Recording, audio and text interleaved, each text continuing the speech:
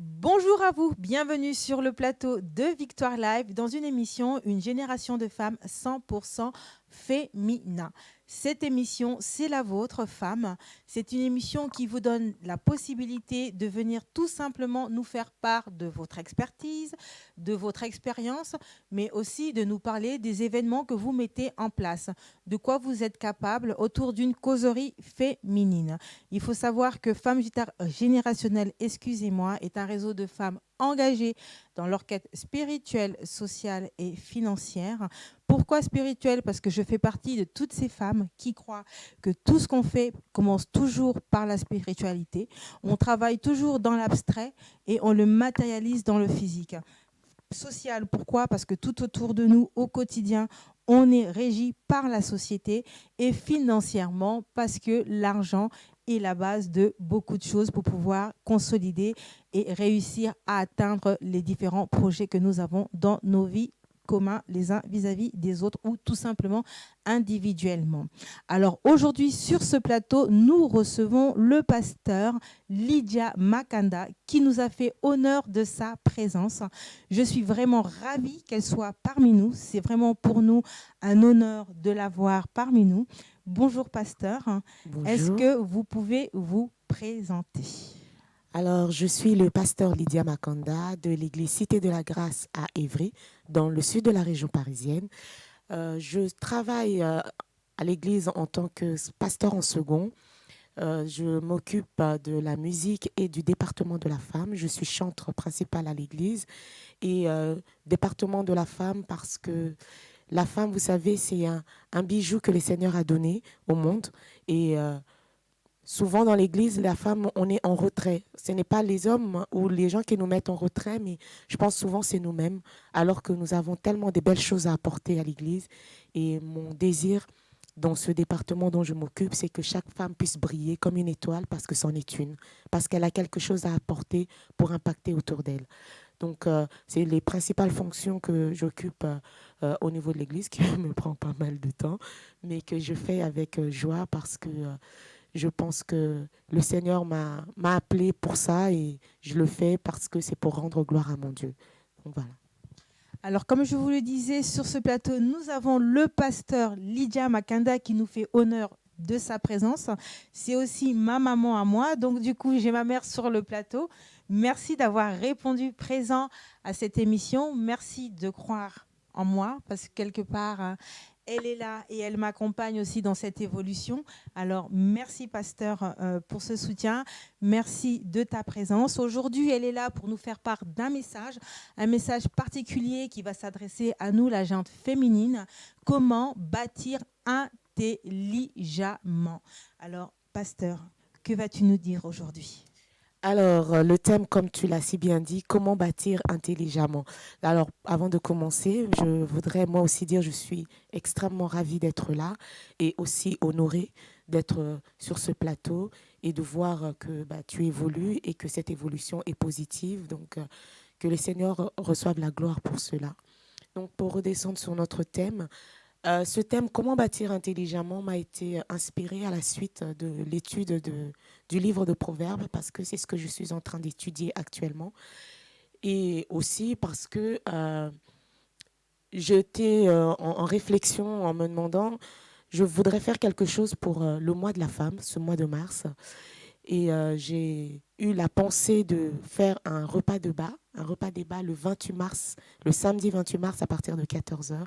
Et je me suis dit, mais quel thème en fait pourrait amener tout un chacun en fait à donner de son expérience, à poser des questions et que nous puissions en fait interagir les unes avec les autres, pas simplement un message solennel, mais que vraiment un véritable échange. Et bâtir intelligemment m'a été inspiré suite à ma lecture, parce que en aparté, le Seigneur me parle beaucoup, moi, dans la lecture. Et de fois, même pas dans une lecture forcément biblique, ça peut être un panneau d'affichage dans la rue. Ça peut être simplement un petit flyer qu'on envoie dans les boîtes aux lettres. Et c'est comme ça que souvent le Seigneur m'interpelle et me fait réfléchir sur certaines questions et certaines thématiques que j'emploie dans mes prédications, que j'emploie dans mes enseignements. Et là, le Seigneur m'a vraiment interpellée par rapport à cela pour cette année 2020. comment bâtir intelligemment. Parce que l'année 2020 vient de commencer et je pense que si nous voulons que cette année soit vraiment une réussite, nous devons la bâtir, mais la bâtir non pas n'importe comment, mais la bâtir de manière intelligente, c'est-à-dire d'une manière inspirée et d'une manière vraiment structurée pour qu'à la fin de cette année, notre bilan soit positif. Qu'on ne sorte pas de l'année 2020 avec des regrets, mais qu'on se dise que le potentiel que Dieu a mis en chacun de nous, nous l'avons exploité au maximum. Aujourd'hui, nous avons le pasteur qui est là, qui nous dit que pour pouvoir bâtir intelligemment, il va falloir que nous ayons un esprit qui va nous permettre d'être structurés et d'être inspirés. Alors, qu'est-ce que tu peux nous dire sur la structuration, justement? Qu'est-ce que tu peux dire à ces femmes-là? Comment ces femmes-là, en elles, doivent avoir cette mentalité de pouvoir avoir cette structuration, ou dans quoi elles vont aller puiser leur source d'inspiration? Alors, au jour d'aujourd'hui et en tant que pasteur, moi je dirais la plus belle et la plus grande de toutes les sources que nous possédons, c'est la parole de Dieu. Il n'y a pas de meilleur enseignant que le Saint-Esprit. Il n'y a pas de meilleures inspirations que nous pouvons trouver que dans la parole de Dieu. Et elle est complète. Elle est complète pour notre vie sociale, pour notre vie maritale, pour notre vie professionnelle. Elle est complète pour l'éducation que nous voulons donner à nos enfants, pour celles qui sont mères, mais aussi pour pouvoir évoluer dans la société, pour celles qui sont jeunes filles aujourd'hui.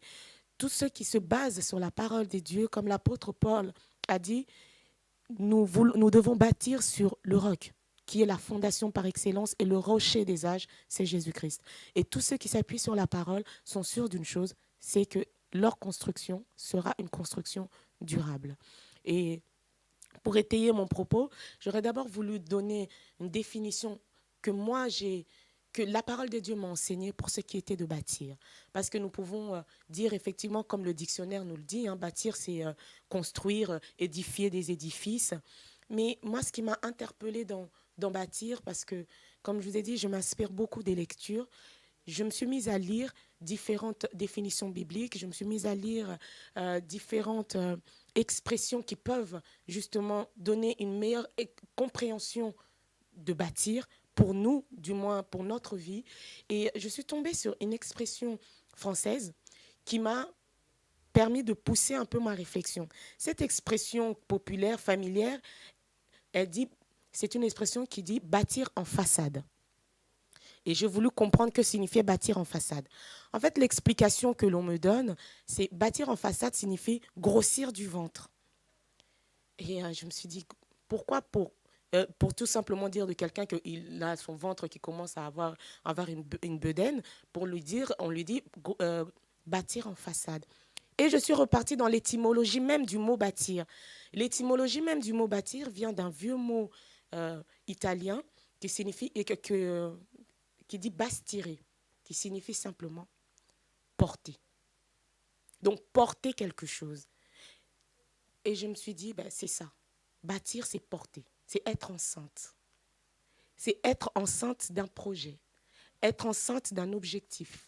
C'est être enceinte d'une vision. C'est porter quelque chose. C'est ça, bâtir. C'est un processus qui commence par un désir. J'ai une pensée, j'ai un envie. Et après, il va falloir mettre cette envie en acte. Donc, il faut poser un acte. Après avoir posé cet acte, il y a une préparation.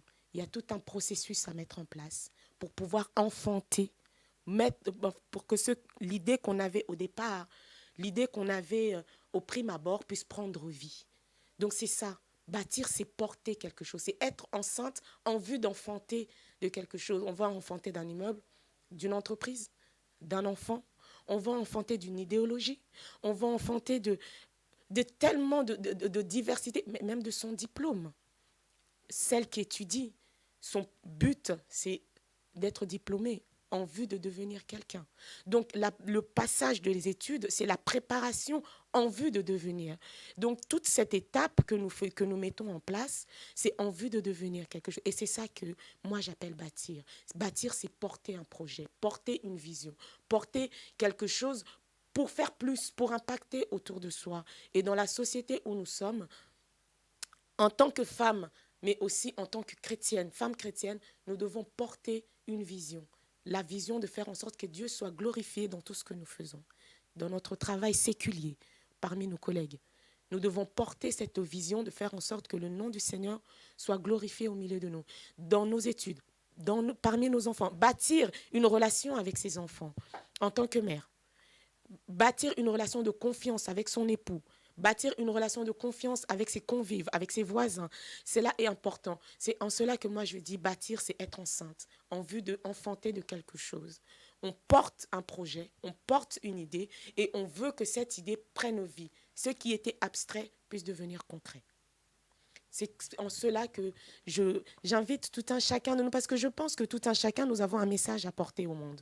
Tout un chacun, nous avons une idéologie à apporter au monde. Et lorsque nous imprégnons d'abord nous-mêmes de cette idée, lorsque nous nous imprégnons nous-mêmes de notre propre vision, et nous faisons en sorte que cette vision puisse prendre vie, alors là, nous sommes en train de bâtir.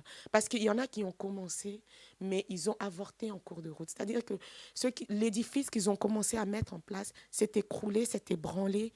Or, ce que le Seigneur nous apporte, nous demande, nous, en tant que chrétiens, c'est de porter du fruit et que ce fruit puisse demeurer, que ce fruit puisse être durable et non pas quelque chose qui va flétrir au bout de quelques jours. Aujourd'hui, comme je dis au départ, je suis ravie de voir que Femmes Générationnelles est en train de se développer. Et ce qui serait dommage, c'est qu'au bout de quelques mois, de quelques années, cet édifice ne soit plus qu'un lointain souvenir. Ce qui serait un épanouissement et je pourrais dire un bâtissement, c'est que cet édifice puisse te survivre. C'est là que tu pourras dire, effectivement, j'ai bâti et mon édifice a perduré, a duré. Or, le but de tout un chacun, c'est de ne pas avoir un édifice qui s'écroule juste parce que nous, on n'est plus. Le désir, c'est que cet édifice puisse continuer. Notre empreinte puisse continuer après nous. Donc, bâtir intelligemment, c'est bâtir de manière à ce que l'édifice puisse continuer. Bâtir de manière à ce que ce que nous avons porté un jour dans notre pensée, que nous avons enfanté, celui-ci puisse grandir et permettre aussi à d'autres de grandir. Alors moi, j'ai une question concernant cette notion de bâtir, cette notion d'enfanter. Alors pour toutes ces femmes qui nous suivent et qui veulent être dans ce désir de pouvoir enfanter, de pouvoir bâtir et d'atteindre leurs objectifs, quand ils sont encore dans l'abstrait, comme tu nous l'as dit tout à l'heure, qu'il fallait être dans la structuration, qu'il fallait être lié à la parole de Dieu, qu'il fallait se laisser guider par le Saint-Esprit. Mais est-ce que nous aussi, en tant que personnes individuelles, dans notre individualité, en fonction du projet de tout un chacun ou de chacune des femmes qui veulent enfanter quelque chose, est-ce qu'il y a des choses, des mécanismes, des process qu'il va falloir mettre en place? Qu'est-ce que tu peux conseiller à toutes ces femmes qui, aujourd'hui, ont envie de bâtir quelque chose ou qui ne savent peut-être pas finalement, est-ce que j'ai cette capacité de pouvoir bâtir ce déclic en fait? La première des choses, comme je vous ai dit, bâtir sur la parole. Je peux avoir un projet. La première chose que je dois faire pour que mon projet puisse commencer à prendre vie, c'est d'abord de prier pour mon projet. Prendre le temps de prier, le recommander entre les mains du Seigneur. Parce que nous avons souvent plusieurs désirs, c'est ce que la parole nous dit, nous avons plusieurs désirs dans notre cœur, mais c'est les desseins de l'Éternel qui s'accomplit. Et tous les désirs que nous avons au-dedans de nous et tout ce que nous pouvons avoir comme envie, la première chose que nous devons chercher à savoir, est-ce que cela correspond avec la volonté du Seigneur? Parce que lorsqu'on se retrouve hors de la volonté du Seigneur, on peut aussi bâtir. Il y a des hommes et des femmes qui bâtissent dans le monde des choses qui aujourd'hui sont d'une grande notoriété, mais je dirais qu'ils bâtissent sur le sable. Or, celui qui prend le temps de confier son projet entre les mains du Seigneur, celui-ci va bâtir sur le roc d'une chose qui va perdurer et qui sera une véritable... En fait, sa gloire, elle sera véritable et non pas une gloire que je dirais une gloire éphémère, mais une gloire qui va être d'une manière durable. Je ne peux ne pas impacter le monde entier avec ce que je veux faire, mais si j'arrive déjà à impacter la sphère dans laquelle j'évolue, c'est déjà un gain, c'est déjà une victoire. Vous savez, concevoir mon projet vis-à-vis des dieux, concevoir mon projet vis-à-vis de l'aval des dieux, c'est le premier point pour pouvoir bâtir intelligemment. Parce qu'on bâtit, quand je dis avec l'intelligence, On bâtit d'abord avec l'intelligence du cœur. L'intelligence du cœur, c'est celle que la parole nous inspire, celle que le Seigneur nous inspire. Et après, on bâtit avec l'intelligence de la réflexion, celle que, je dirais, je vais aller chercher dans un bouquin, celle que l'expérience m'a enseignée. Mais il n'y a pas deux différences dans l'intelligence. Il n'y a pas deux intelligences qui s'opposent. Mais c'est une seule même intelligence que le Seigneur utilise. Et cette intelligence que Dieu va utiliser, elle l'utilise dans tous les domaines. Elle va l'utiliser dans le domaine spirituel et dans le domaine physique. Il n'y a pas une intelligence pour chanter des cantiques et une intelligence pour entreprendre. C'est la seule et même intelligence. Et celle qui réussit, c'est celle qui est inspirée par Dieu. Lorsque je laisse le temps de me laisser guider par Dieu. Parce que nous avons des projets faramineux dans notre esprit et il y en a certains qui ne naîtront jamais. Mais je pense que si notre pensée première, c'est de donner gloire à Dieu, on demande le conseil des dieux pour savoir avec qui s'associer, pour savoir où est-ce que je dois aller chercher en fait mon appui. Parce qu'il y en a beaucoup qui vont chercher leur appui au milieu des païens, alors que nous nous disons chrétiens. Si moi je suis la lumière du monde, comme le livre de Matthieu me le dit, je suis censé refléter la gloire de Dieu. Donc c'est aux autres de venir chercher vers moi. Parce que moi, je suis censée apporter ma lumière et non pas aller chercher. Je ne dis pas que s'appuyer sur la connaissance d'un païen est mal. Non, loin de là. Parce qu'il y a ces hommes que Dieu mettra sur notre route, païens, tout comme chrétiens. Le Seigneur a déposé quelque chose dans leurs mains pour nous, a déposé quelque chose dans leur conscience, dans leur intelligence pour nous aider. Mais ce que je veux dire, c'est que je ne peux pas m'appuyer sur son intelligence pour avancer. Je dois m'appuyer uniquement sur ce que Dieu me dit. Parce que le païen peut m'apporter une connaissance, c'est vrai, mais la source de sa connaissance à lui n'est pas la lumière. Or, moi, ma source en moi, c'est la lumière. Je prendrai ce qui est bon en lui pour me permettre de pouvoir progresser et aller de l'avant, mais je ne peux pas m'appuyer sur l'intelligence du monde pour pouvoir bâtir ce que j'ai à bâtir. Moi, mon intelligence et ma structure première, c'est d'abord la parole de Dieu. C'est sur celle que je me base. Et sur ça c'est là que je puise mon inspiration. C'est là que je puise même mes ingrédients pour que je puisse avancer avec ceux qui sont autour de moi. J'ai une autre question concernant toujours cette notion de bâtir. Lorsqu'on voit un peu ce qui se passe autour de nous dans cette société, on voit qu'il y a des personnes qui ne sont pas forcément chrétiennes, mais qui ont bâti un empire. Et parfois, nous, en tant que chrétiens, on peut se poser des questions. On se dit, mais comment ça se fait que si on prend, par exemple, Chanel, Louis Vuitton ou encore KFC, tous ces empires qu'on connaît autour de nous, par exemple dans le milieu entrepreneurial et qui aujourd'hui ce sont des grandes marques, ils ont enfanté aussi et aujourd'hui ils demeurent et ils ont plus grand chose à prouver. Mais si on est dans notre milieu à nous chrétiens et qu'on prend ces personnes-là comme modèles, parce que ça peut être des sources d'inspiration en se disant mais comment ils ont fait eux pour pouvoir atteindre ces objectifs et de demeurer finalement dans le temps. Alors nous en tant que chrétiens, comment on doit nuancer cela? Parce qu'on peut se dire, oui, c'est vrai, ils ont bâti, mais ils ont bâti selon leur propre efficacité, leur propre intelligence, ils demeurent. Mais est-ce que nous, en tant que chrétiens, on peut les prendre comme modèle? Est-ce qu'ils peuvent être pour nous des sources d'inspiration? Qu'est-ce que tu pourrais dire à toutes ces femmes qui sont chrétiennes et qui ont besoin de comprendre cet aspect des choses? Alors, je dirais que les entreprises qui sont aujourd'hui dans la durée et qui ont réussi, je ne dis pas qu'il faut rejeter leur modèle. Loin de là. Il y a des choses à prendre. Il y a des choses à prendre parce qu'ils ont su mettre en place des structures d'organisation. Ils ont su mettre en place un réseau un réseau d'hommes ou un réseau de liaisons pour leur permettre de réussir. Et de toute manière et d'une manière concrète, nous sommes sur la terre. Nous ne sommes pas encore. Nous sommes bien sûr des citoyens célestes, mais nous vivons encore sur la terre. Et par conséquent, nous devons aussi composer avec ce que la terre nous donne, avec ce que le monde est en train de nous offrir. Mais ce que je dis, c'est de ne pas se compromettre avec ce que le monde nous offre. C'est ça, elle est là la différence. Ces hommes et ces femmes, ils ont réussi et c'est vrai. Et comme le disait Asaph dans les psaumes, je regarde le méchant qui est en train de prospérer. Je regarde le méchant qui est en train d'avancer. Seigneur, est-ce que j'ai purifié mon cœur en vain? Loin de là, le Seigneur répondra. Pourquoi? Parce que leur gloire n'est que éphémère. Toutes ces personnes, ils ont réussi effectivement à bâtir des empires industriels. Mais est-ce que cet empire industriel leur apporte toute la satisfaction, à part la satisfaction financière, mais est-ce que cela leur apporte la satisfaction, je pourrais dire, morale? La satisfaction en termes de la paisibilité dans leur famille. Est-ce qu'ils n'ont pas détruit? Il y en a beaucoup qui ont bâti des empires, mais en détruisant leur famille. Ils ont détruit des hommes sur leur chemin. Or, je pense que celui qui bâtit sur la base du Seigneur ne va pas opprimer les autres.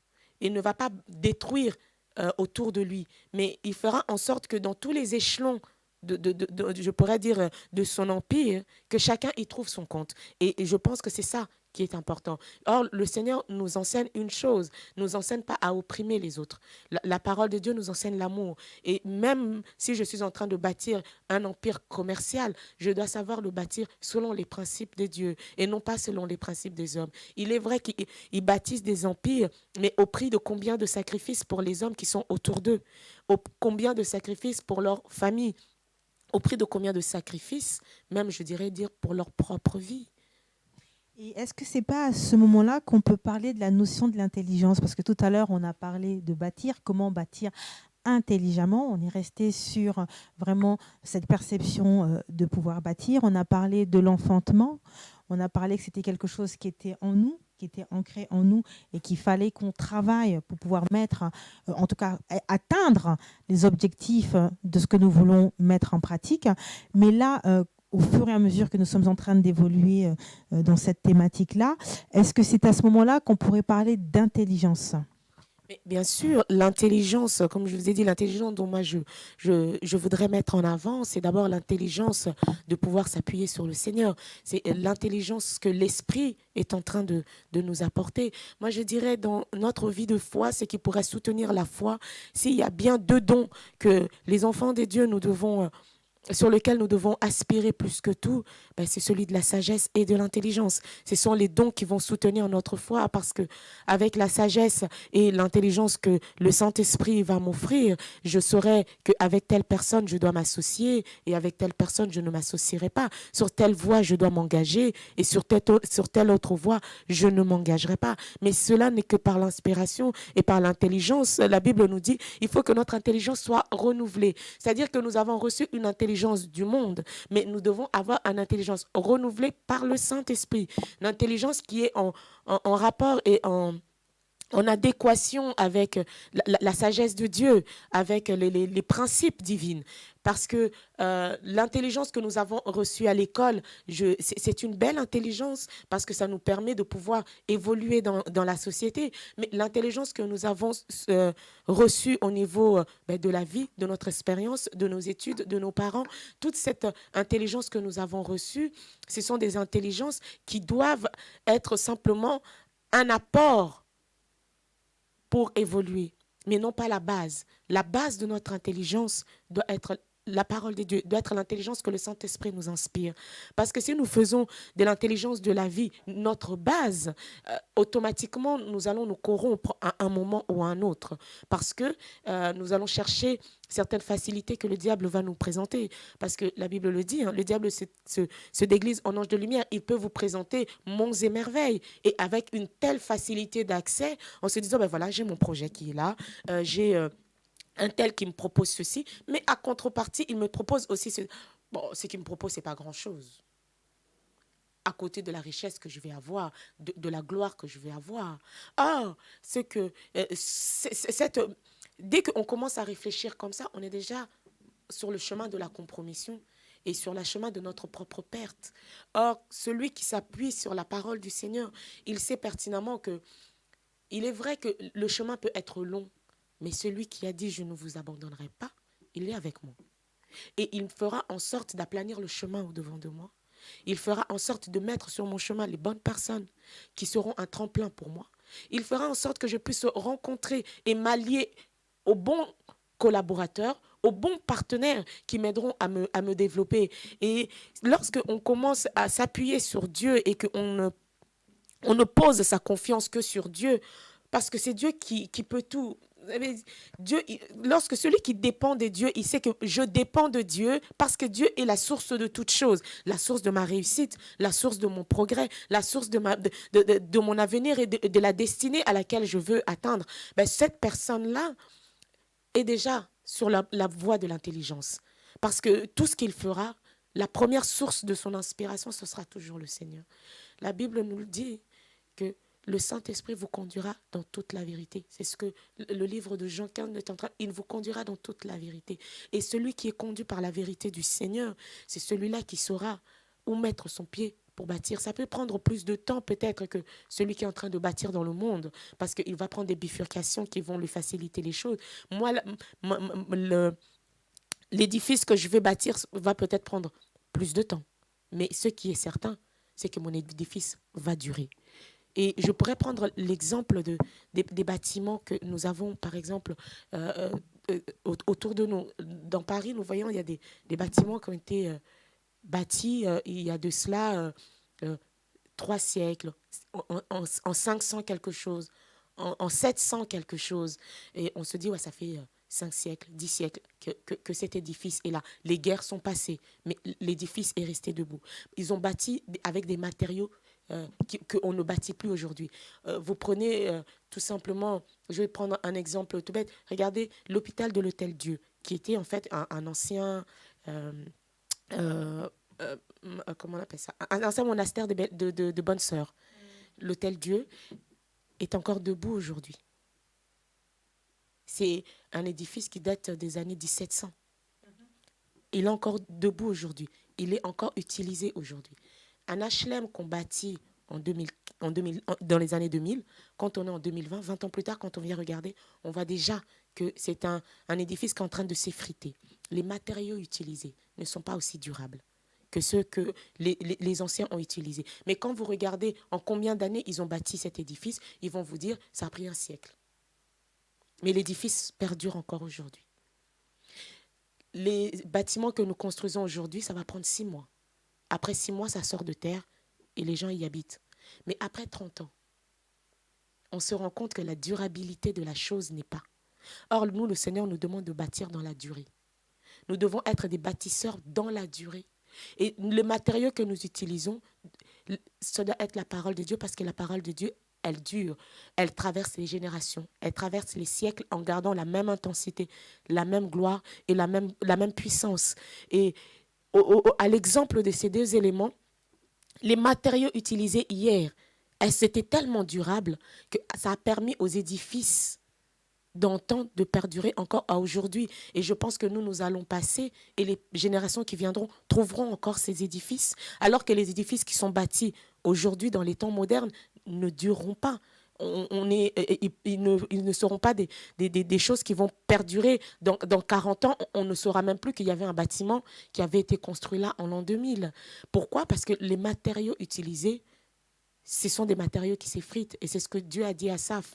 Leur gloire, elle s'envole comme de la paille. Et beaucoup qui bâtissent selon le modèle des hommes, leur gloire est en train va s'envoler comme de la paille. Mais celui qui bâtit sur le modèle des dieux, son édifice va durer dans le temps.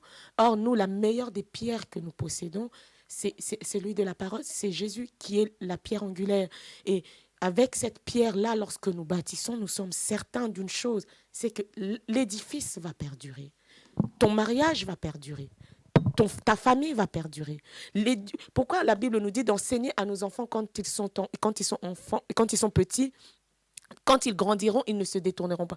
Parce que même si demain, il va emprunter le chemin qu'il ne faut pas, parce que tu lui auras inculqué des valeurs, des bonnes bases, des valeurs durables, il s'arrêtera un jour, comme le fils prodigue de Jean 15, il va rentrer en lui-même et dira, je retournerai vers mon Père. Alors moi, j'ai une question. Est-ce que c'est compatible aujourd'hui, en tant qu'enfant de Dieu, de demeurer dans l'ambition, d'avoir de l'ambition quand on veut bâtir quelque chose? Mais bien sûr, Mais le Seigneur ne nous appelle pas d'être en retrait parce que nous tenons la Bible dans nos mains, loin de là. Regardez la société Colgate. La société Colgate c'est nos dentifrices que nous avons dans nos maisons, que nous voyons dans les supermarchés à travers le monde. Mais cet homme, c'est un chrétien.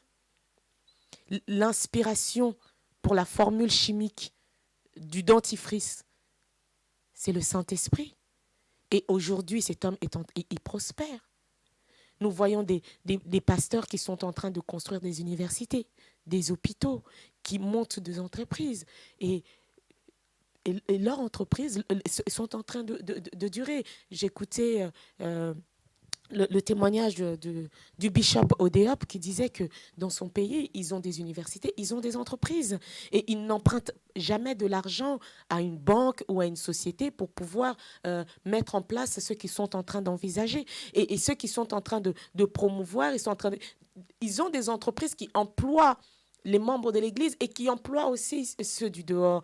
Et non seulement ça, moi je connais d'autres entrepreneurs qui sont en train d'évoluer dans les choses de Dieu et qui évoluent avec Dieu et qui évoluent parce qu'ils ont mis Dieu en avant, ils ont mis Dieu à la première place avant de mettre en fait le profit et avant de mettre simplement de regarder le gain financier. Ils ont d'abord mis Dieu au devant et leurs entreprises sont en train de prospérer et sont en train d'avancer. Et je ne pense pas que au jour d'aujourd'hui, dans la société actuelle, mettre Dieu en avant est un frein. Au contraire, mettre Dieu en avant, c'est un élément qui va te propulser, c'est un propulseur qui va te permettre d'aller de l'avant. En tant que chrétien, notre ambition première doit être de mettre Dieu en avant et entreprendre.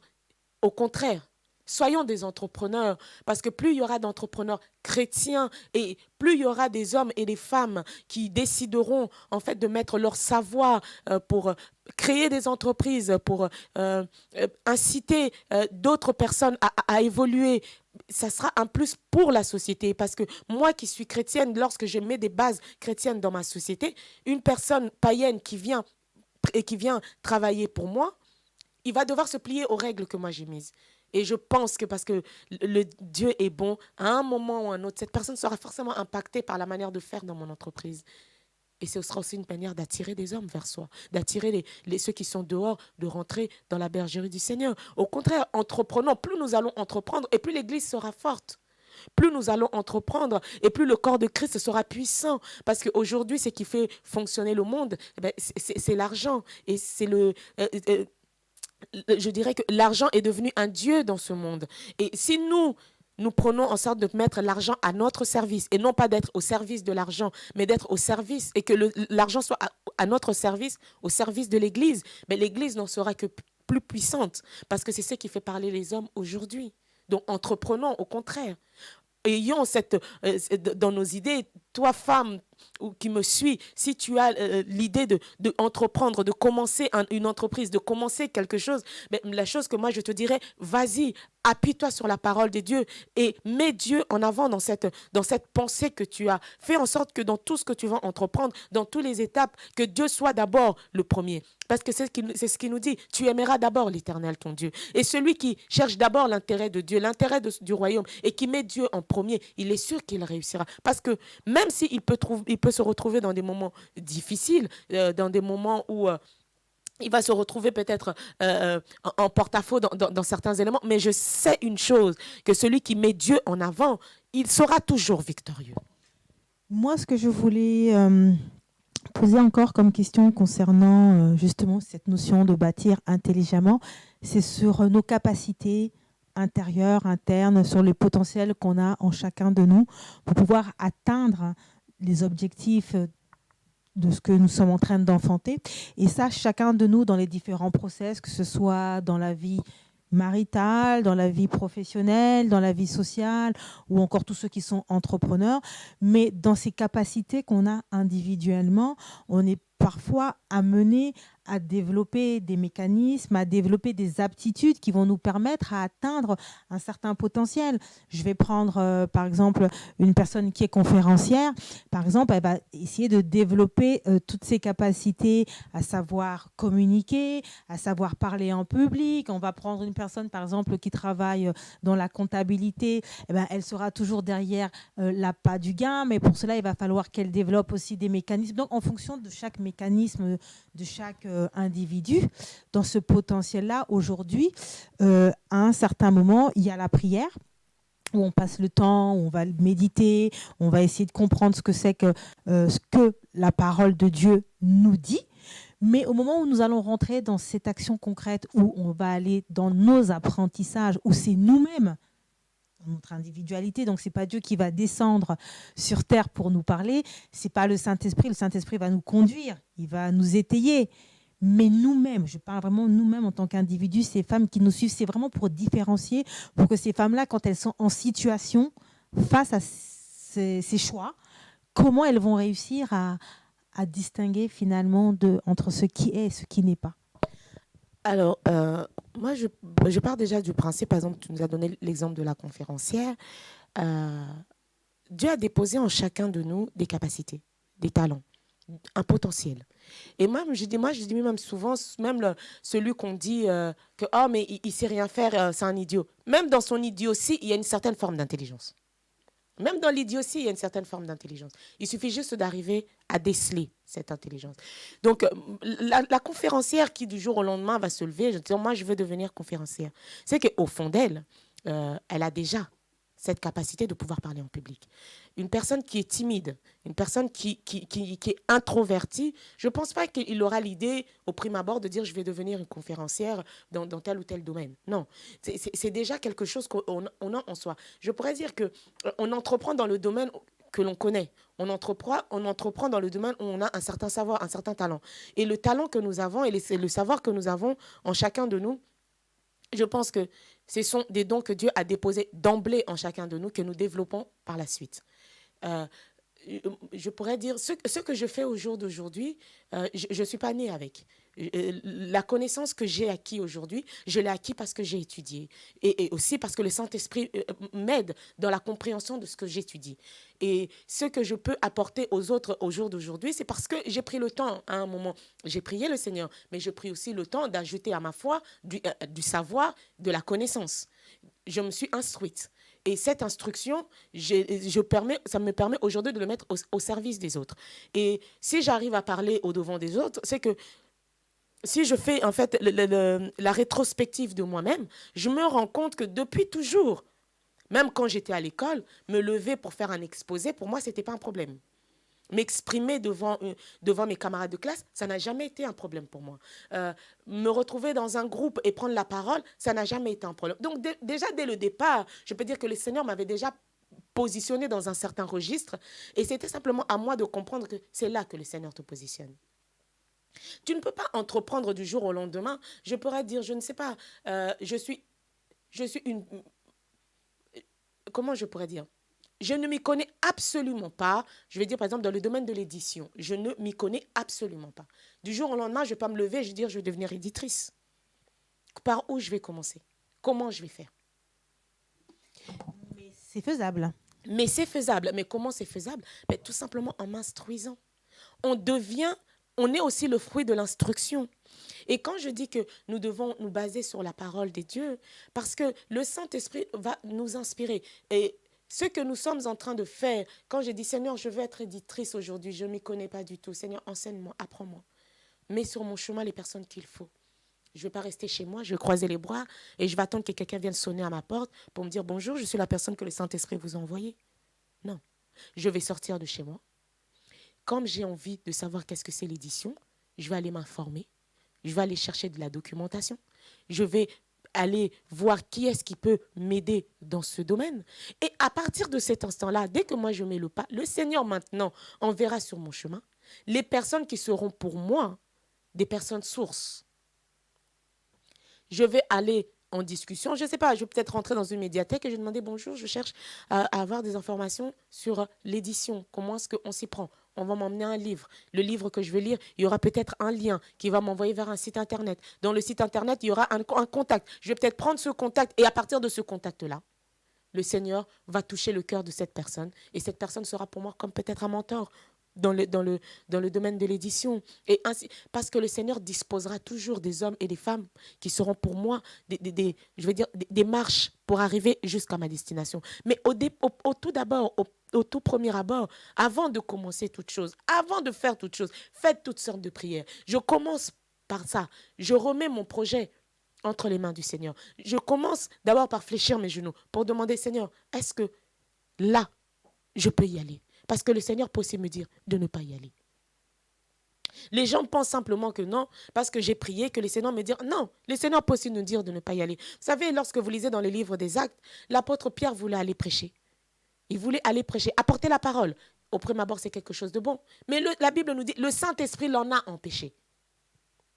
C'est que le Seigneur a vu que vous voulez aller faire quelque chose de bien, c'est vrai. Mais là où vous voulez aller, je ne vous vois pas là-bas. Je ne veux pas que vous y soyez. Le Saint-Esprit les a empêchés. Tu peux dire, mais comment est-ce qu'on peut empêcher quelqu'un de parler du Seigneur? Mais ce n'est pas un homme, mais c'est le Saint-Esprit qui les a empêchés. Tout comme cette femme qui disait, qui était en train de crier au passage des apôtres, écoutez-les, ils parlent de la part de Dieu. Mais qu'est-ce que le Seigneur, la Bible nous dit? Que le Seigneur, par la bouche de Pierre, a dit à cette femme de se taire parce qu'elle avait en elle l'esprit du serpent, l'esprit qui l'animait. C'est pour te dire que je peux aujourd'hui rencontrer toi, Sandrina, et tu es toute belle, avec plein de propositions. Mais avant de m'associer à toi, il faut que je prenne le temps de prier le Seigneur. Il faut que je prenne le temps de demander à mon maître, de demander à celui qui dirige ma vie, est-ce que je peux m'associer à elle? Parce qu'elle peut venir avec des très belles idées. Mais si à la fin, ce que tu me proposes, c'est un bonbon empoisonné, je mourrai. Au début, ça sera succulent. Mais à la fin, c'est quand même du poison. Et je finirai quand même par mourir. Alors que si je demande d'abord à Dieu, le Seigneur me parle. Certaines personnes, le Seigneur leur parlera par conviction. D'autres, ça sera simplement par une voix audible. D'autres, ça sera par une vision. D'autres, ça sera par une prédication. De diverses manières, le Seigneur peut nous parler. Et lorsque je suis à l'écoute du Seigneur, quand je dirai, le Seigneur me dira, ah non, associe-toi, Sandrina, pour tel projet. Ça ne sera pas pour tous les projets, mais pour un projet, à un instant T, je m'associe à toi. Et après, j'avance. Il me dira demain, mais tiens, associe-toi avec Pierre. Parce qu'avec Pierre, à cet instant T, le Seigneur va me dire, ben voilà, c'est avec elle que tu vas avancer. Et demain, il dira, ben voilà, il y a Jacques sur ton chemin. Mais avec Jacques, vous allez évoluer pendant 10 ans. À la fin des 10 ans, chacun prendra son chemin. Vous resterez en bon terme. Jamais. Mais il a été là pendant un temps. Le Seigneur l'a utilisé pour te propulser. Et puis, il y a des compagnons que moi, j'appelle les compagnons de la destinée. Les hommes et les femmes que le Seigneur met sur ton chemin. Et avec ces hommes-là, avec ces femmes-là, tu bâtiras. Et avec ces hommes-là, avec ces femmes-là, tu atteindras ta destinée. Il y a cela, des compagnons de la destinée. Mais pour savoir que celui-ci est un compagnon de la destinée, et celui-ci n'est qu'un élément T à un moment donné, il n'y a que le Saint-Esprit qui peut nous inspirer de ces choses. Parce que de certaines fois, le Seigneur est en train de dire à Josué, malheur à vous parce que vous faites des alliances sans me consulter. Et tout ce que nous en... Même si je suis dans un domaine que je ne connais pas, d'autant plus lorsque je ne m'y connais pas, avant de m'associer, avant de faire une alliance avec un tel ou un tel, pour bâtir un projet, il faut d'abord que je consulte le Seigneur, que lui me donne l'aval, que c'est la bonne personne pour moi. C'est la bonne personne avec qui je dois m'associer pour que cette entreprise puisse avoir du succès. Et tant que je n'apprendrai pas à demander d'abord l'aval de mon maître, tant que j'irai et je demanderai l'aval après. Bien aimé, dans notre langue maternelle, il y a un dicton qui dit « On ne peut pas empêcher celui qui est parti de partir ». Donc, ça signifie que celui qui est déjà allé, il est allé. On ne peut pas le retenir parce qu'il est déjà parti. Si tu reviens me voir après en me disant, pasteur, en fait, j'ai commencé mon entreprise dans tel domaine. Tu viens m'informer. Tu ne viens pas pour me demander mon aval. Celui qui demande l'aval de Dieu, c'est même avant de commencer quoi que ce soit. La pensée me vient. Il revient vers son maître et dit, Seigneur, voilà ce que j'ai envie de faire. Seigneur, oriente-moi. Dirige-moi. Vers quoi je dois aller? Justement, concernant ça, je voulais savoir, c'est une question parmi tant d'autres. Lorsqu'on a un mandat, une vocation, une mission de vie, et qu'on porte ce manteau et qu'on est dans son alignement, dans son couloir, est-ce que constamment, on doit toujours repartir à chaque moment, ou le fait qu'on sait que, par exemple, là, je suis dans mon univers, je sais que j'ai été appelée à faire telle chose. Par exemple, vous, c'est pasteur, d'autres, ça pourra être avoir une carrière tout simplement, chantre, peu importe. Hein. Est-ce qu'à ce moment-là, il n'y a pas des choses du fait que on a déjà ce décret en nous? Est-ce que constamment, on est toujours obligé d'aller rechercher cette approbation-là, cet aval-là vis-à-vis de Dieu et du Saint-Esprit? C'est ça que moi j'appelle aussi bâtir intelligemment. Ce n'est pas parce que Dieu m'a validé pour une chose que oui, il est vrai que la Bible me dit que le Seigneur ne se répand pas de son appel ni de ses dons. Ça, c'est la vérité. Quand le Seigneur t'a appelé à une mission, il t'a appelé. Mais il y a une chose que j'ai aussi appris avec le Seigneur, c'est que ce n'est pas parce que le Seigneur m'a validé, par exemple, pour venir... euh, je vais donner un exemple tout bête. J'ai, pendant une prédication, le Seigneur me dira, ben voilà, il m'inspire, me dit, pour toutes les femmes enceintes, demande-leur de se mettre à genoux et de toucher la chair. Et ces femmes-là, quand tu prieras pour elles, le Seigneur fera en sorte qu'elles puissent enfanter, qu'elles puissent avoir des enfants. Je me retrouve ici, à Saint-Leu, pour une conférence, pour une prédication. Le Seigneur m'inspire et je fais ça. Mais demain, je me retrouve à Vancouver. Il y a aussi des femmes stériles qui sont là. Est-ce que je dois, parce que la formule a marché ici, marchera aussi là-bas? Non, je dois repartir vers la source. Parce que c'est lui qui me dira, ben, cette fois-ci, tu dois faire de telle manière. Peut-être que cette fois-ci, il me dira simplement, tu vas élever ta main, tu vas prier, et ça suffit. Par d'autres, il me dira peut-être, tu vas les oindre d'huile. Dans d'autres choses, il dira, ben voilà, tu vas prendre ton vêtement et tu vas les entourer. C'est lui qui me donne l'orientation à suivre. Même si j'ai reçu le manteau, j'ai reçu l'aval dans ce que je fais, mais dans tout processus et dans toute étape de ma vie, je dois toujours repartir vers le Seigneur pour lui demander, Seigneur, cette fois-ci, je fais comment? Je compose avec qui? Cette fois-ci, Seigneur, est-ce que je dois reprendre la même équipe? Est-ce que je dois reprendre les mêmes personnes? Parce qu'on peut être toute une équipe. Mais par exemple, pour ce service, le Seigneur me dira, eh ben, tu vas prendre que 2 personnes. Pour un autre service, il me dira, eh ben, tu vas t'appuyer sur 10 personnes. Le Seigneur me dira peut-être, ah ben non, sur ce service-ci, eh ben, tu vas être seul. Tu vas être seul. Les gens peuvent dire, mais elle n'a pas confiance en nous. Hier, on a travaillé ensemble. Non, ce n'est pas une question de confiance en vous ou pas. C'est une question que je suis l'orientation de celui qui m'appelle au service. Et j'ai reçu le mandat, oui, mais je suis sous la couverture du Saint-Esprit. Je suis en fait soumis à une autorité supérieure.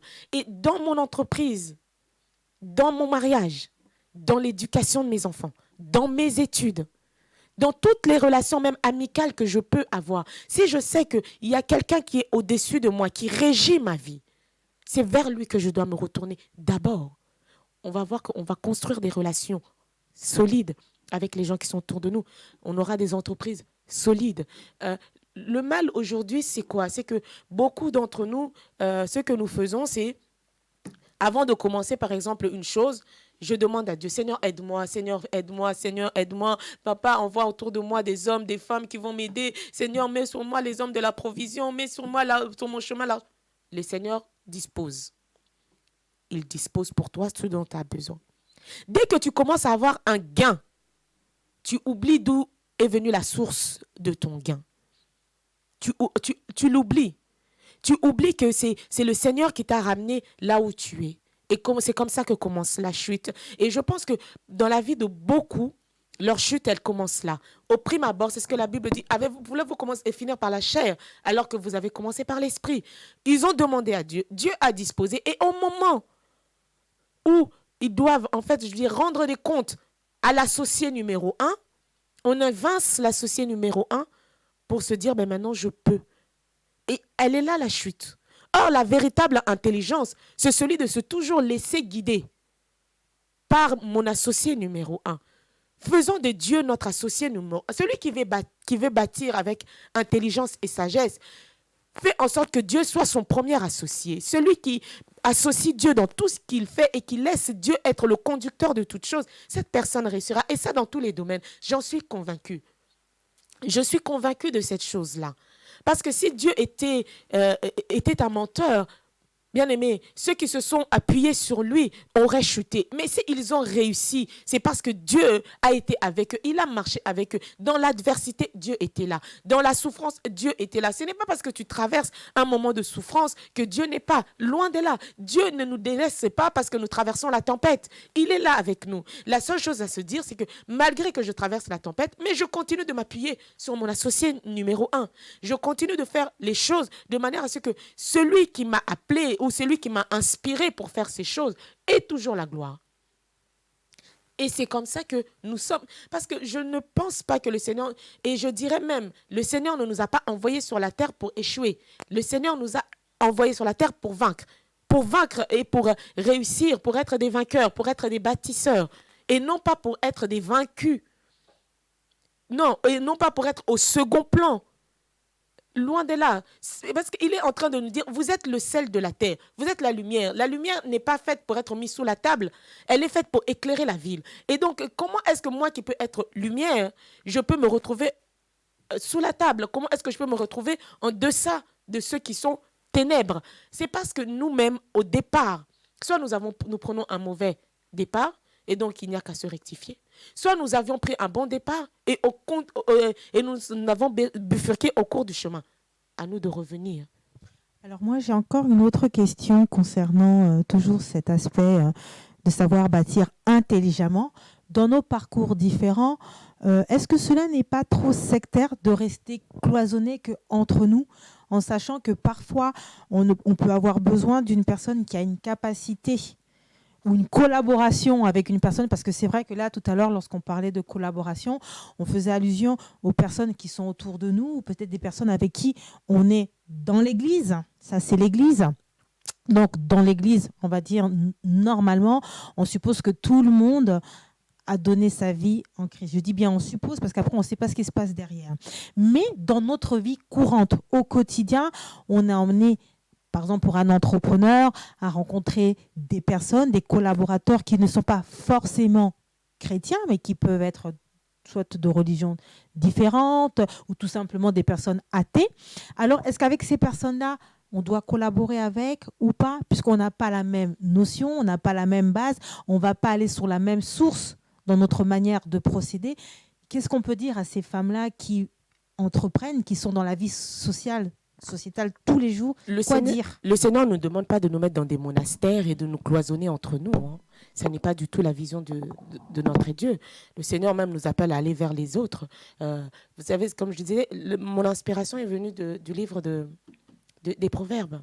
Et dans le livre des Proverbes, au chapitre 9, on nous dit « La sagesse crie dans la rue ». La sagesse appelle les gens de l'extérieur. Et la sagesse personnifiée, c'est Christ. Si Christ appelle ceux du dehors à venir vers lui, donc ça signifie que toi aussi, tu es appelé à collaborer avec ceux du dehors. Et c'est ce que moi, je disais tout à l'heure, c'est qu'il y a un instant T, tu peux rencontrer une personne, elle n'est pas forcément chrétienne. Mais cette personne-ci sera pour toi, à cet instant précis, le pont que le Seigneur a mis pour que tu puisses atteindre ta destinée. Elle peut être elle peut être une personne païenne, de confession complètement différente de la tienne. Mais cela ne veut pas dire que tu ne peux pas travailler avec ces gens-là. Mais ce n'est pas parce que je travaille avec des gens qui sont de confession différente de la mienne que c'est un problème. Le problème serait que je puisse rentrer dans l'idéologie que ces gens-là sont en train de porter. Et elle est là, la subtilité. Dieu peut me mettre sur mon chemin et Dieu mettra sur notre chemin des personnes de divers horizons. Il y aura des chrétiens, il y aura des non-chrétiens, il y aura des personnes qui, certaines fois même, qui seront occultes. Mais le Seigneur ne me dit pas de rejeter ces gens-là. Au contraire, si par mon attitude positive, je peux même les influencer. Donc, c'est même une très bonne chose de pouvoir justement, pendant que je suis avec ces gens-là, nous travaillons en collaboration pour un tel but, mais je peux aussi leur glisser des mots pour dire que voilà, Jésus-Christ sauve. Cela n'est pas exclu. Et travailler avec des non-chrétiens n'est pas un problème en soi. Mais tant que je n'oublie pas qui je suis, le problème, il est surtout là. Je ne dois pas oublier qui je suis dans mes collaborations. Je ne dois pas oublier qui je suis lorsque je suis au milieu des païens. Ce n'est pas parce qu'ils marchent à gauche que moi je dois marcher à gauche aussi. Si mon Dieu me dit de marcher à droite, si collaborer avec eux signifierait devoir marcher à gauche parce que c'est leur principe, ce ne sont pas des gens que Dieu a mis sur mon chemin. Ce ne sont pas des gens qui seront pour moi des sources de bénédiction. Donc je veux m'écarter de ces gens-là. Parce que même le païen qui viendra travailler avec moi, ce païen-là, je pense que s'il est envoyé par le Seigneur, ce païen-là ne va pas comment je pourrais l'exprimer? Ce païen-là sera un bénéfice pour moi. Parce que le Seigneur dit que je donne des nations pour vous. Donc, il sera un bénéfice pour moi. Il ne viendra pas pour ôter quelque chose, il viendra pour ajouter quelque chose. Et dès l'instant où il viendra pour ajouter quelque chose, je prends ce qu'il me donne. Et en échange, j'essaye aussi de lui apporter ce que moi j'ai, c'est-à-dire Christ. Mais cela ne m'empêche pas de collaborer dans mon travail séculier, parce que en dehors du fait d'être pasteur, je suis infirmière. Je travaille avec des gens qui ne croient pas au Seigneur. Je travaille avec des personnes qui sont de confession juive, musulmane. J'ai des patients qui sont homosexuels. J'ai des patients qui sont athées. Et je travaille dans ce milieu, je les soigne, mais cela ne m'empêche pas que lorsque je vois que j'ai un malade qui a l'oreille, qui peut entendre les choses des dieux et où tu sens que cette personne-là en a besoin, je lui en parle. Après, il est libre d'accepter ou de refuser, mais cela ne m'empêche pas que j'ai des très bons rapports avec mes collègues. Et pour la plupart, ils ne sont pas chrétiens. Ils ne sont pas chrétiens, mais cela ne m'empêche pas de travailler avec eux. Mais pendant que je travaille avec eux, de temps en temps, je distille un mot de la parole, je distille un petit peu de ma prédication. Et je me dis, comme ce n'est pas moi qui change les cœurs, moi je fais simplement ma part. Je distille un petit mot et un jour, je sais que le Seigneur, par sa grâce, il les touchera, et il y en a certains qui demanderont d'en savoir plus. Mais c'est là, et de par mon attitude aussi, je prêche aussi dans mon attitude en tant que femme chrétienne, au milieu des païens. J'ai une attitude, j'ai une posture à adopter, et cette posture-là fait qu'il y a des choses, ils ne vont jamais m'inviter. Ils ne vont jamais venir vers moi, non pas parce qu'ils ne me trouvent pas à la page, parce qu'ils savent que ça, Lydia n'adhérera pas. Pourquoi je ne vais pas y adhérer? Parce que ça ne correspond pas à ma valeur. Et même dans l'entreprise, même dans l'entrepreneuriat, dans tout ce que je peux faire, même dans mes relations. Dans mes relations, beaucoup de femmes notamment, elles subissent et elles vivent des difficultés dans leur couple et dans leur maison parce qu'elles se sont associées à des personnes en ne regardant que le côté humain et en ne se basant pas sur leur côté spirituel. Et le fait de nous associer à un homme, de nous associer simplement parce que là j'ai avancé, parce que ceci, non mais je vais me marier quand même, parce que je suis une femme est bonne pour le mariage. Non, je suis désolée. Donc on est prêt à s'associer avec des païens parce que simplement je suis une femme et que il faut que je sois mariée. Loin de là. Non. Le Seigneur ne nous invite pas à ce genre de collaboration. Et je pense que si tout un chacun de nous, dans notre premier élément, on se dit d'abord, Dieu d'abord. Si on met Dieu au premier plan, on va éviter énormément de difficultés, on va éviter énormément de souffrances dans notre parcours de la vie de tous les jours. Alors, sur cette émission, on arrive pratiquement à la fin. Et effectivement, au moment où on rentre vraiment dans le vif du sujet, il y a tellement à dire. Pasteur, là, en quelques mots, pour toutes ces femmes qui nous suivent et qui nous suivront, puisque c'est une émission qui voit son jour et qui va demeurer, qu'est-ce que tu peux dire aujourd'hui sur ce thème que tu es venu nous apporter? Qu'est-ce que tu veux laisser dans l'empreinte de toutes ces personnes, de toutes ces femmes qui nous suivront aujourd'hui? Ce que je voudrais dire à toutes et à tous, c'est simplement que basez-vous sur le Seigneur pour bâtir votre vie, pour bâtir votre année, pour bâtir votre famille, pour bâtir vos entreprises. Parce qu'il est, bien aimé, la source de toutes choses. Et il est le soutien qui ne manque pas au jour de la détresse. Lorsqu'on s'appuie sur Dieu, on est garanti de la réussite.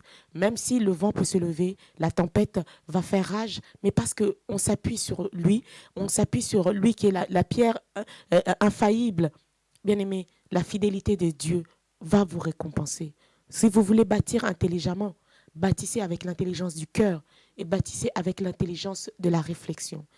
L'intelligence que Dieu t'a donnée, elle ne te l'a pas donnée que pour faire, je dirais, des choses négatives, mais elle te l'a donnée pour surtout porter quelque chose et enfanter une chose qui sera merveilleuse pour les autres, pour impacter autour de toi.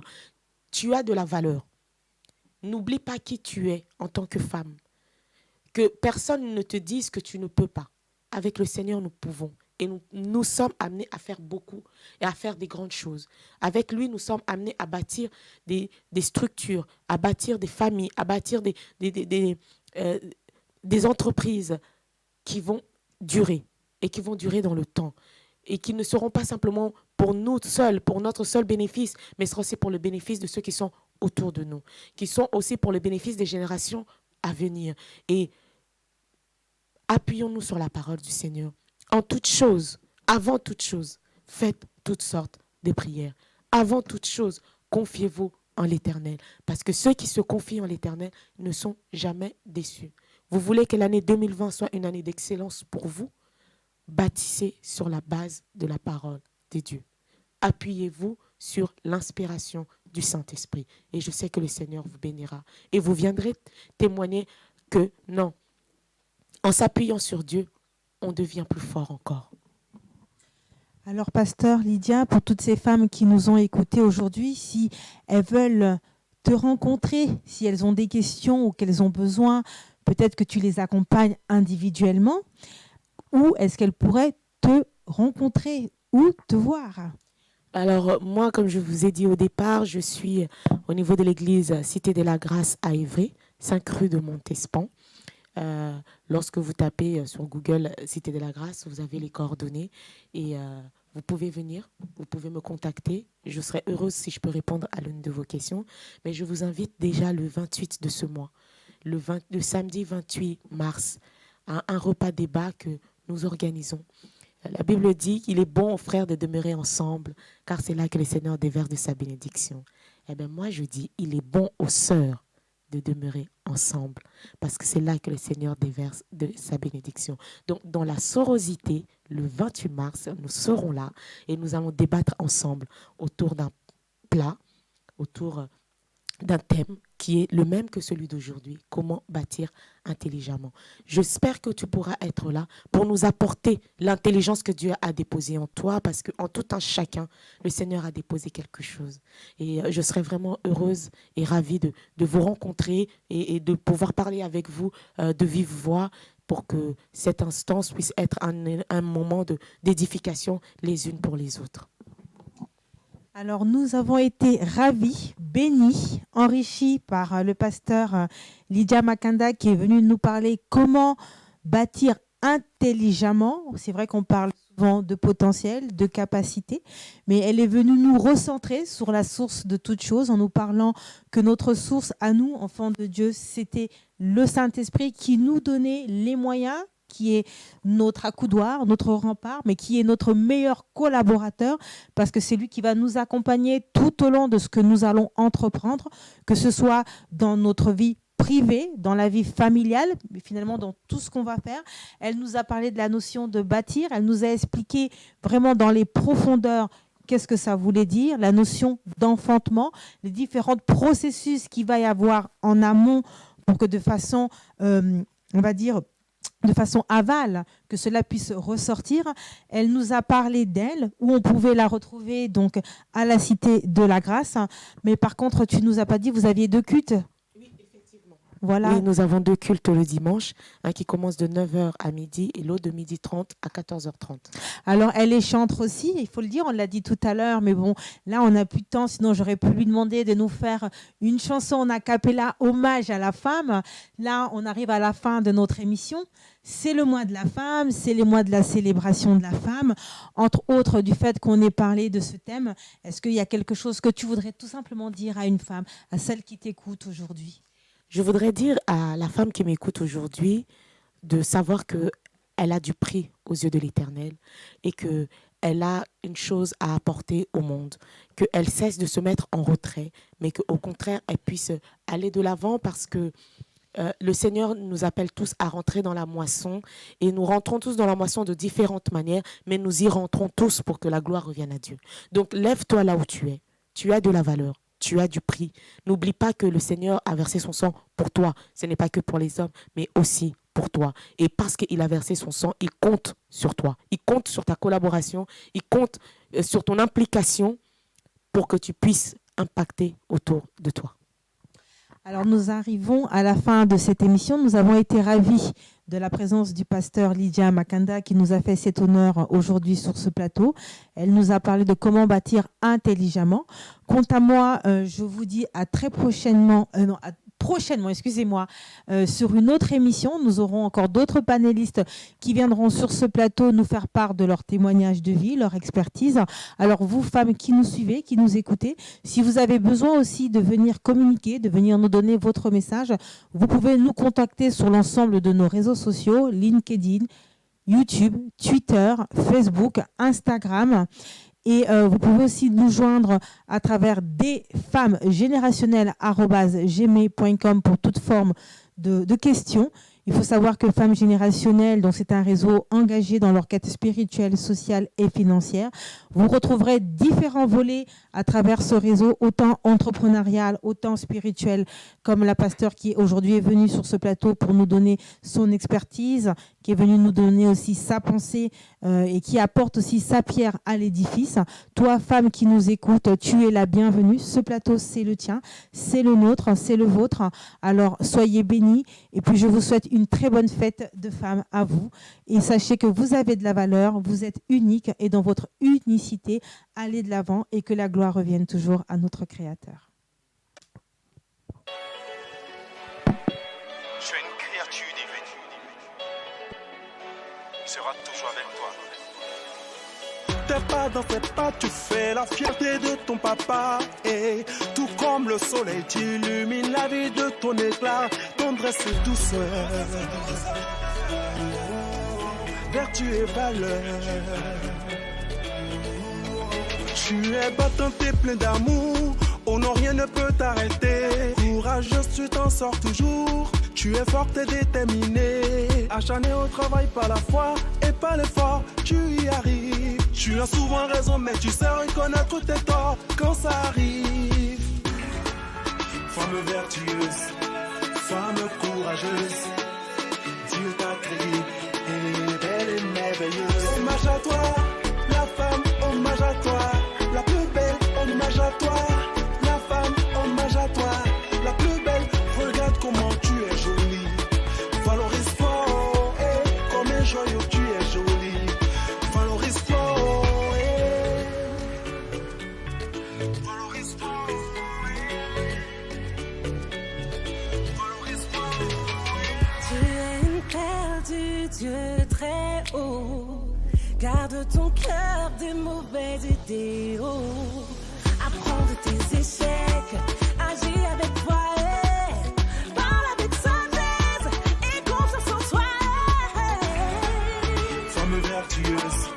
Femme courageuse, Dieu t'a créé, et belle et merveilleuse. Hommage à toi, la femme, hommage à toi, la plus belle, hommage à toi, la femme, hommage à toi, la plus belle.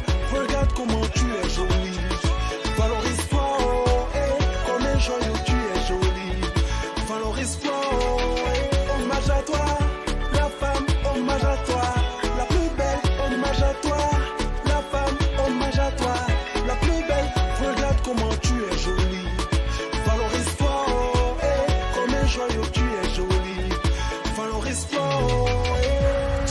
côte de l'homme trouvera le bonheur celui qui trouvera la bonne.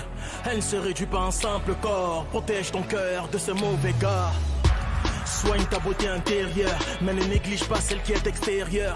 Fais preuve de pudeur, forte tu es même, noyé dans tes pleurs. Il est temps d'avancer, marcher sans reculer, pour ton avenir. Peu importe qui tu es, lève-toi pour danser, garde le sourire. Il est temps d'avancer, marcher sans reculer, pour ton avenir. Peu importe qui tu es, lève-toi pour danser, garde le sourire. Hommage à toi, la femme, hommage à toi, la plus belle, hommage à toi.